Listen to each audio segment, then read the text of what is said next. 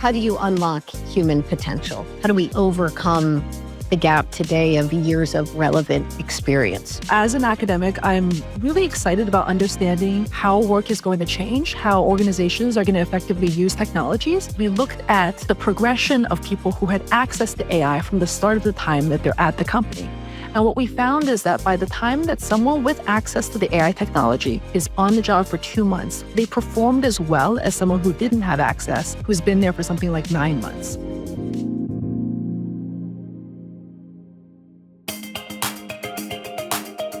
Welcome to the first ever live recording of our Future of Work podcast.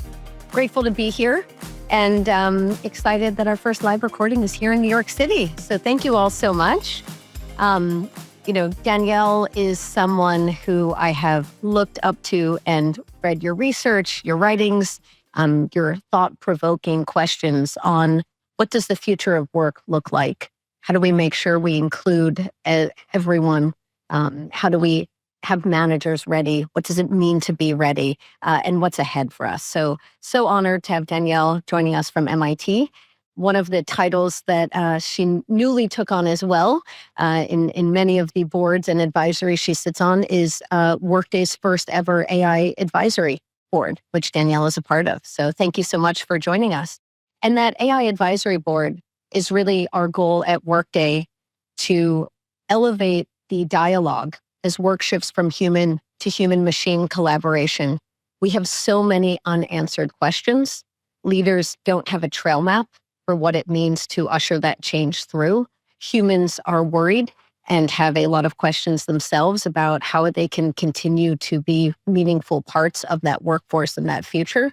And this is why we're so grateful to have some of the leading minds in AI, in future of work, in responsible AI, helping us internally usher that change in, and then helping connect our clients to the greatest minds, whether that's for individual customer research, some of which you've done, looking at what these changes mean in practice, or to be broader and ask those big societal economic questions. So honored to have you here, Danielle. I'd love to start with a question. One of my favorite pieces of work that Danielle has is actually on, I think it's the first study on generative AI in the workplace, which we've all spoken for years about decades, how do you unlock human potential? But we've never really been able to understand how to essentially democratize expertise or excellence in a role. How do we overcome the gap today of years of relevant experience, right? So I'd love if you could talk a little bit more about your foundational research and some of the findings you have and how we're able to start doing that with AI. Yeah, absolutely. And thank you so much, Athena. I was a member of the scientific advisory board at HiredScore prior to joining. And this has been one of the sort of great pleasures of getting to work with you. As an academic, I'm really excited about understanding how work is going to change, how organizations are going to effectively use technologies. And I can't do that just kind of, from my MIT office.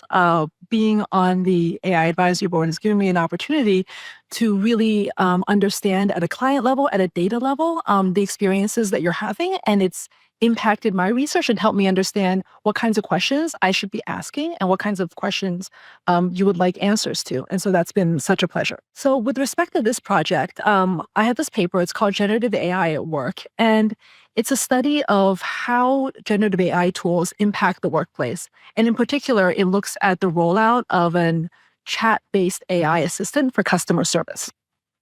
And the way that this chat-based customer assistant is developed is that, we have a large corpus of training data, which is just basically the conversations that lots of different customer service workers are having with clients.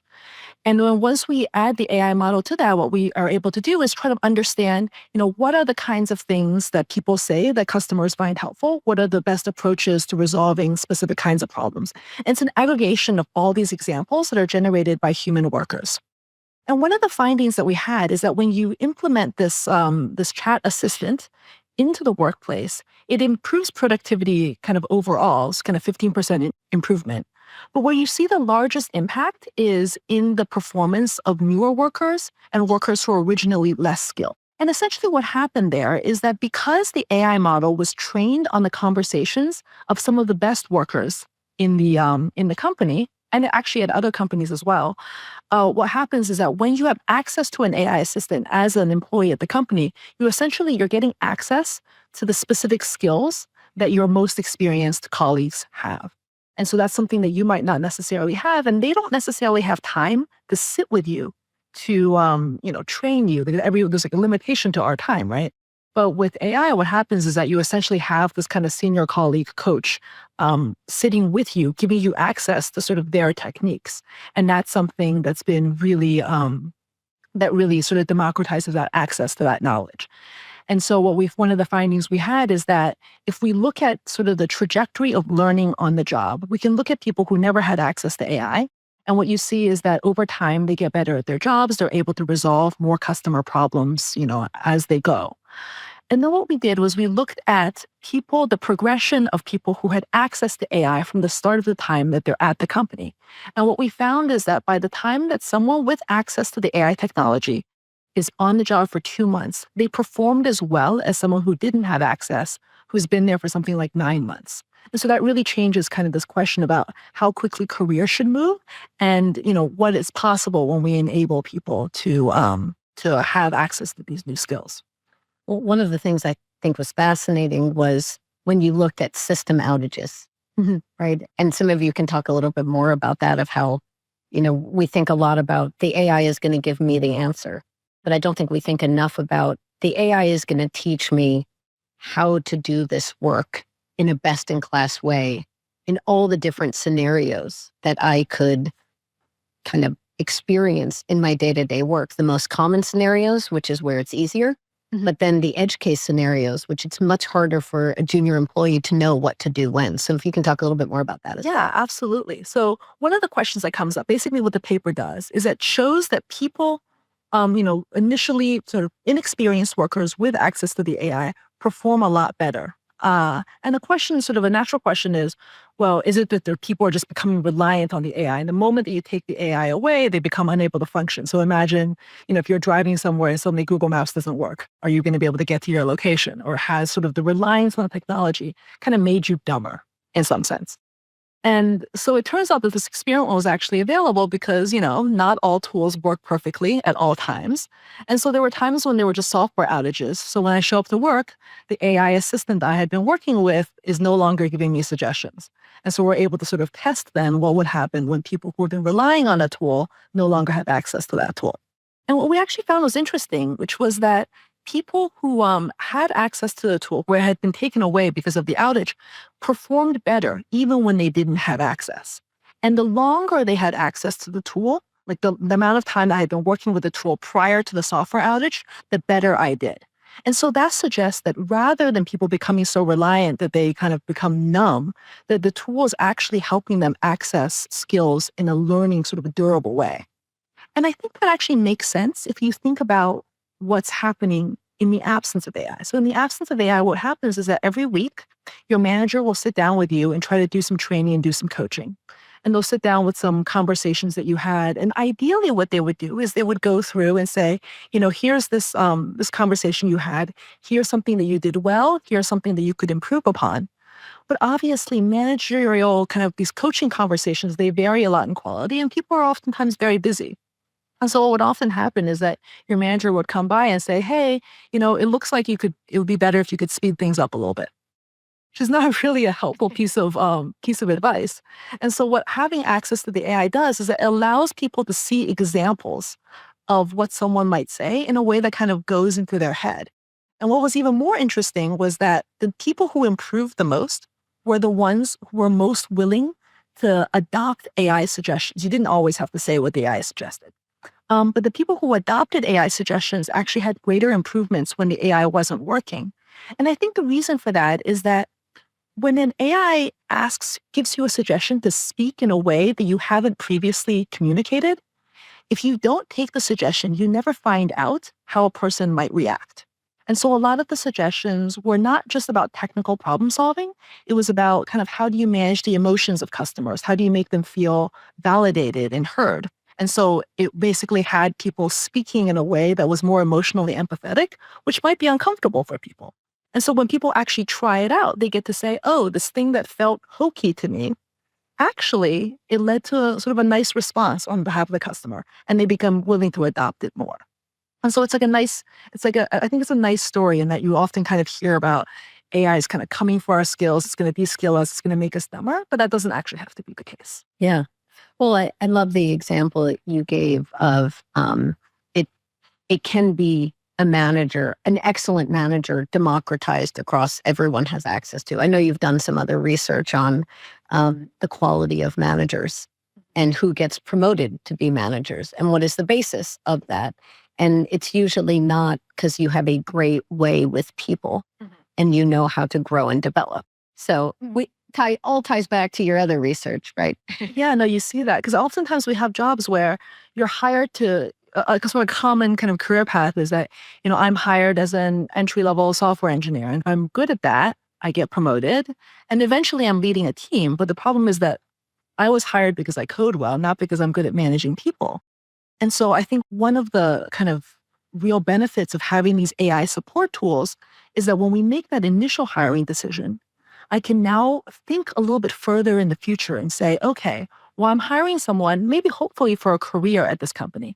I know that eventually they're going to become a team lead. So I want to think about people with leadership potential, with good communication skills, with creativity.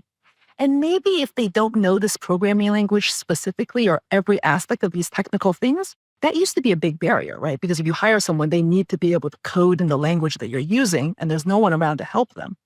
Now we have sort of AI tools that can be there to help them. And what that can allow is for me to be a little bit more flexible and a little bit more future-minded when I make that initial decision.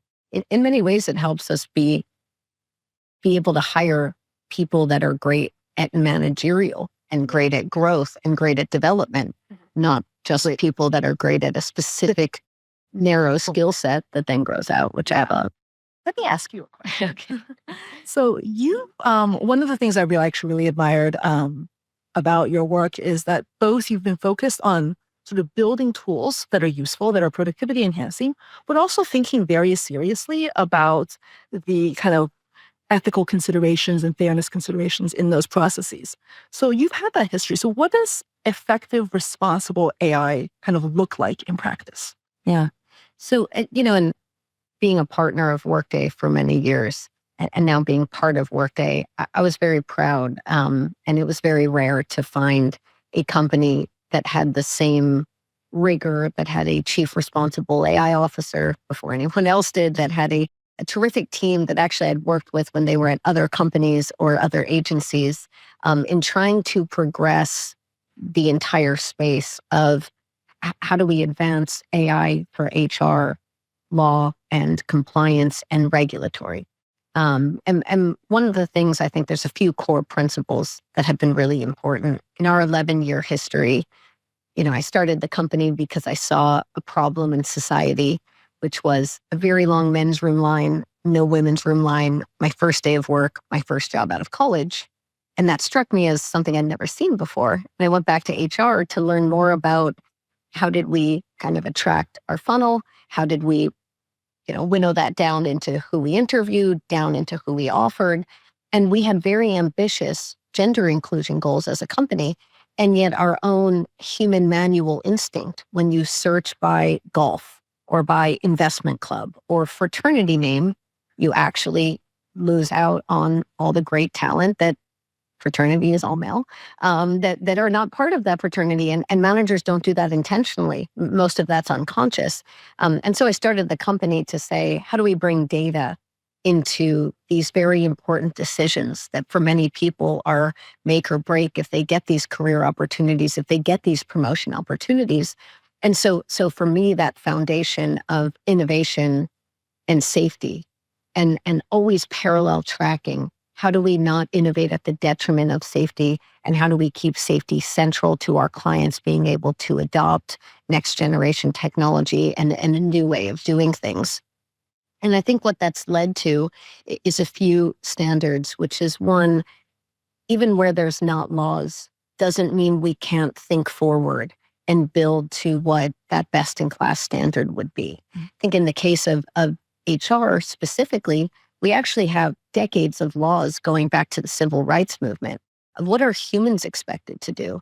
And then it became our job to say, how would we codify that and translate that for a technology, right?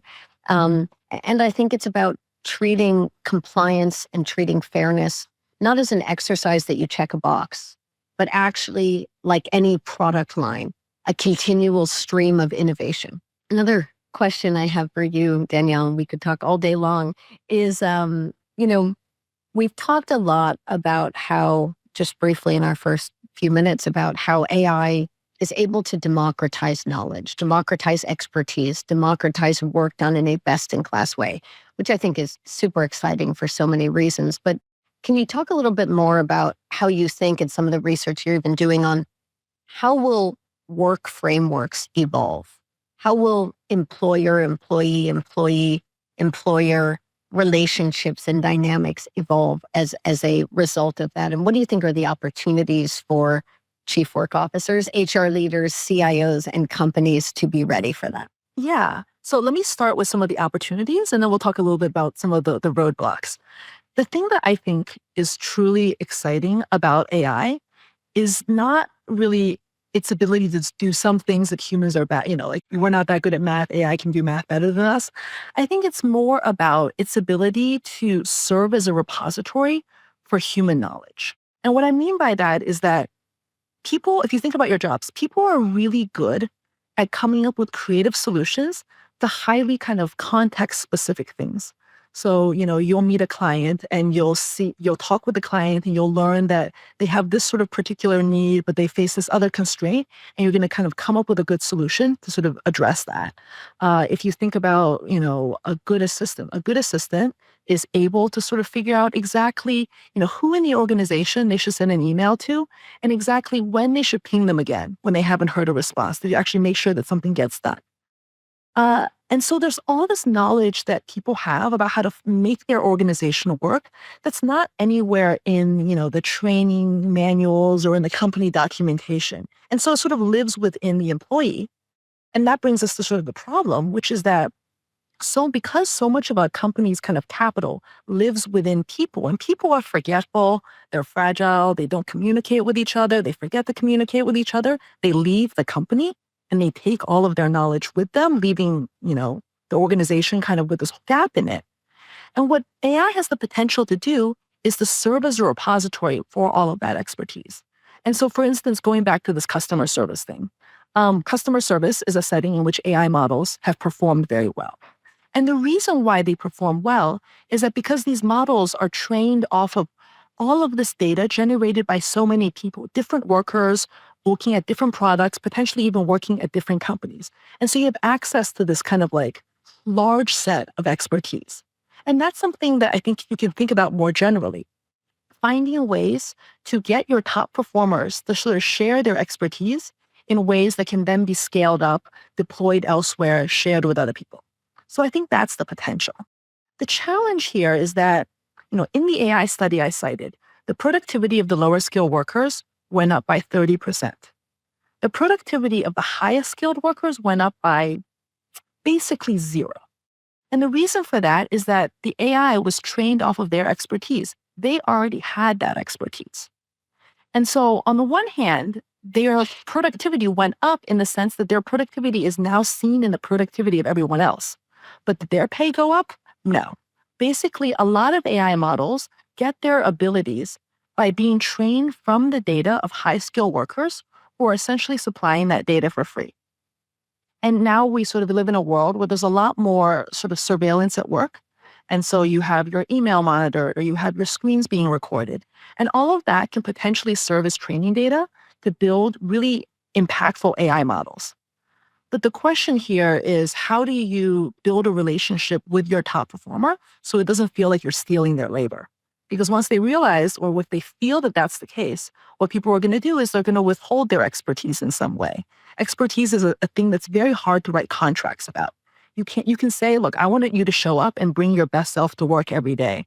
But you can't write a contract that says, I need you to do X, Y, and Z, because the whole magic of having a great employee is that they come up with what X, Y, and Z is. And so you want them to be motivated. And so I think a lot of what we need to think about going forward is, how do you build a relationship so that someone affirmatively wants to share their expertise, either through finding it meaningful that their expertise is being shared across the organization, through having some pay for their ability to sort of share that data. Because in that world, you can get, both sort of fairness for the worker and also sort of greater productivity. One of the examples that we've talked about in the past is a doctor. And I, as a doctor, if you're going to take what makes me a great heart surgeon for the second valve, right? And there was an AI studying me and what I do and what I know. And I was able, as a doctor, not just to reach the amount of patients I can see in a day, a week, a month, but I was able to reach and solve that very important problem for people's hearts around the world, for the millions of people that suffer from that. That's a great example of finding meaning in that. Meaning, yeah. So I think it's about, for some professions, the meaning answer is going to be a huge driver. And in others, it's probably going to be a combination of meaning and monetary. Yeah. Amazing. I think one of the things that sort of we've been kind of sidestepping around is this idea of, we've been talking about humans doing work. Now we have sort of chat assistants, or we might have AI diagnostic assistants, we might have AI agents. And so the set of entities that are performing work has kind of expanded beyond their just, before just being people. And so that kind of brings us to this concept that you've been thinking about, which is the chief work officer. So can you tell me a little bit more about this function, and you think how it might be able to sort of help, make AI human collaboration sort of work? Yeah. So actually, our adventure in Davos this past winter was part of where I started thinking more and more about this. And always, every great idea is always informed by my clients, all of our incredible customers talking to us about what their challenges are and what they don't have answers to. And one of the things that was fascinating about Davos this year is, if Davos 2 years ago was about, can AI bring value? Is it there yet? And mass experimentation. This year, it was, I don't think I heard once, can AI bring value and is it there yet? It was much more, where and how are you applying it to gain the highest value and impact? What are those specific use cases that you've narrowed in on from that mass experimentation? And the discussion I hope we will be having in the year ahead, that I felt we don't have answers to. There's no trail map to, and this chief work officer concept is both, how do we think about not just the continual decompositioning of work down into human-machine collaboration, right? Every job, if you think of, your job architecture and your job library, every job will be a progress bar of human-machine collaboration, depending on the type of work, depending on the type of data, depending on the complexity and the sophistication and quality of those agentic or AI tools to be able to supplement and augment and support that worker. But at the core, that work is only done well if that human-machine collaboration is successful. And the chief work officer, for me, is both helping advise the business on how that work breaks down continually. But the most important part of that role is, how do you have every employee be ready and continually be ready for success in that human-machine collaboration? And for that, I think it's what's exciting is, it's this HR, this CIO, this chief AI officer, and this business collaboration. You need everyone rowing in the same direction to be able to keep up with the speed of AI and the shifts in the evolution of work, but also to continually check in and evolve on, what does it mean for people to be ready? And I think that's actually one of the most exciting opportunities of AI is today, if we think reskilling, upskilling. One of the things we found in COVID is a number of our clients needed help with talent redeployment.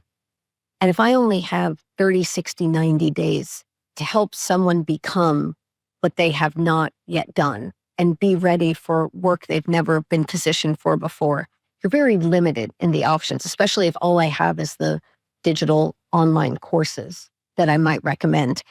But I think AI has the ability to be so much better than us in saying different skills are learned on different time horizons in different ways, some with some combination of digital learning, project experience, mentorship, time and role, others with a certification and a mentor. And it can understand better than us. Also, different people have different styles of learning and different horizons of learning. And so I'm really excited as we think about this chief work officer mandate and how you make sure every human is continually ready for what that means. Every manager knows how to help people be ready, and the work is continually kind of optimized for what that winning combination is. Yeah, and I remember earlier we had a conversation a long time ago about this idea of anticipating when a role is going to open up and anticipating who's going to be ready for that role. And I think it really makes sense instead of, thinking about when I initially sort of started thinking about hiring, and we've talked about hired score, this kind of, you know, here are the applicants, who do I pick? And that's a very sort of static thing. I'm just waiting for the applicants to be there and making that choice, but really thinking about how do I shape the applicant pool and how do I shape kind of careers. And for that, you really do need the combination of sort of human manager, but also an understanding of technology. And right now those are living in sort of two separate silos. And so it just makes a lot of sense to kind of think of that in common as work. Yeah. Very excited. So, I think when you think about this democratization of expertise and you think about the readiness of a person, the readiness of a company for ushering in this change, can you talk a little bit more about some of the places, unlike call center, where we might not have that data yet?